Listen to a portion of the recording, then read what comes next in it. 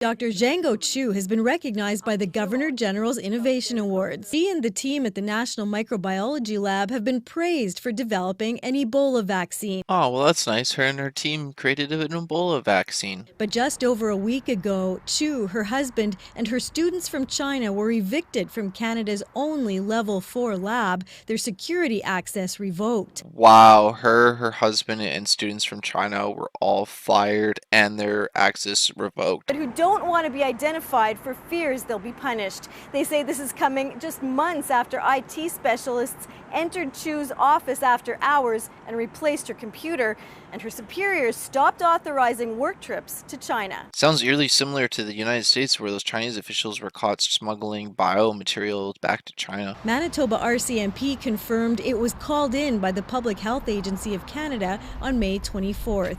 A spokesperson says the agency is investigating a policy breach, calling it an administrative matter.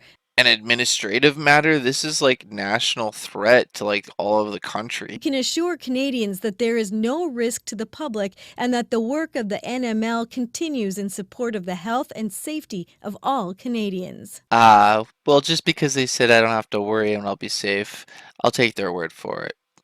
Canada is facing threats from foreign espionage, and not just in the traditional sense of trying to understand what our national security interests are and agencies are involved with, but threats to our economic security. Exactly. Canada and United States have no idea what's even going on. They end up hiring and training Chinese military officials in bio level 4 hazard military level basically grade like hazardous viruses and stuff that can actually like spread and like cause major chaos and panic in the world, but yet they still allow them to come here and come into the States and they still train them, and it just doesn't make any sense to me. Then they tell us not to worry and that our health is not at risk, but then in the States that one dude was caught smuggling or trying to smuggle 21 vials of biomaterial, and they didn't state exactly what the material was. It could have been diseases, it could have been viruses, it could have been a vaccine,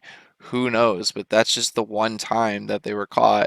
And what about all the other times they were traveling? They could have brought tons of stuff back over there. And also the Wuhan Biolab was actually created and funded through the Harvard professor in the United States.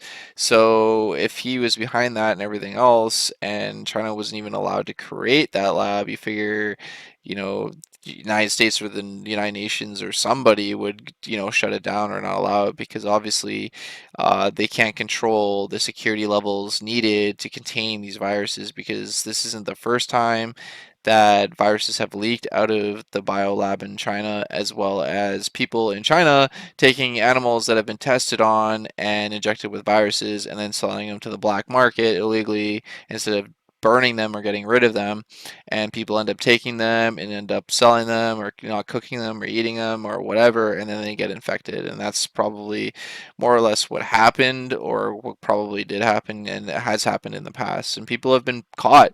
There was actually a scientist researcher in China that got caught doing that, and he actually made millions of dollars selling rats and bats and stuff like that to the black market. So that's just crazy. So let me know your comments and opinion down below. Do you think that the coronavirus was possibly leaked from a Canadian biolab or an American biolab and smuggled and brought and stolen to China and then accidentally leased out there? Or is it just possibly a mutated virus within nature? There's all sorts of different possibilities. Or did China take two different viruses and combine them into what is created today? I don't know. Let me know your opinions and thoughts down below. If you all can do me a huge favor, like this video, because that's how people end up seeing it. You can also share it with your friends and family on other social media sites, as well as click that subscribe button.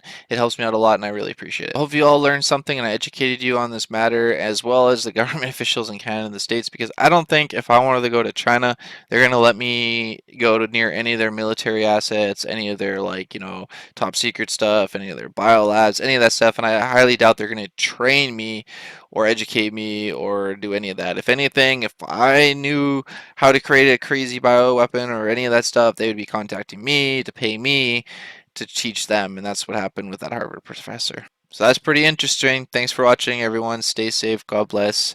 Take care, and peace out.